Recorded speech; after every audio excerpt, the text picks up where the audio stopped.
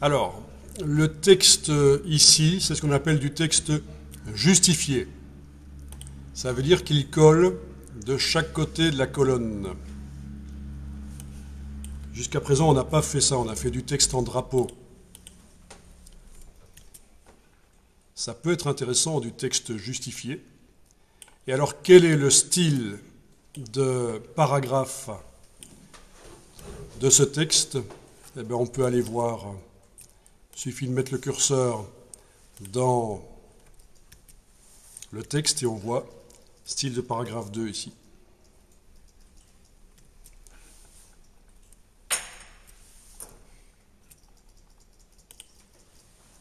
Style de paragraphe 2. OK. Et visiblement, il y a eu des modifications. Le corps a été modifié, l'interlignage, et ça n'est pas encore répercuté dans le style de paragraphe. Donc vous pouvez faire ceci, vous allez répercuter, redéfinir le style. Voilà. Pourquoi? Parce que je vais vous montrer que ce style, on peut le récupérer dans votre premier document ou dans n'importe quel document que vous avez fait. On peut l'importer et l'utiliser. Donc je vous ai dit, soit vous démarrez de ce document-ci et vous supprimez le texte et les images, vous remplacez par les vôtres, mais vous pouvez utiliser les styles qui sont ici.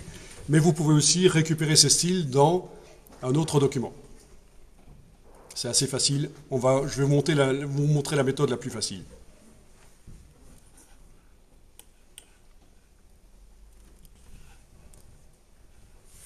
Et alors, le texte justifié, le problème, c'est que souvent, avec du texte justifié, on a des grands espaces entre les mots, ça n'est pas agréable. C'est foireux. Je vous montre. Mais celui-ci n'est pas foireux. Mais je vous montre. Si on utilise InDesign sans le régler, on obtient ça. Des problèmes de gris typographique. Vous avez ici le même texte. À gauche, vous voyez qu'il y a des grands espaces entre les mots pour arriver à coller le texte de chaque côté de la colonne, alors qu'à droite, c'est le même texte, mais on a réglé le problème. C'est ce qu'on appelle le gris typographique. Il faut que le bloc, vu de loin, fasse un gris le plus uni possible, qu'il n'y ait pas de lézarde, qu'il n'y ait pas de ligne. Voilà. OK. Et donc, le texte ici a déjà été travaillé. Je vous montre, c'est juste, là je clique dans un des paragraphes, je vais aller dans la palette paragraphes, je vais aller dans le menu de la palette paragraphes, dans options, dans justification, voilà. Et c'est ici qu'on a autorisé InDesign à faire varier non seulement l'espace entre les mots, mais aussi l'espace entre les caractères.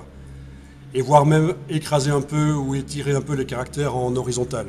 C'est grâce à ça qu'on obtient une typographie valable.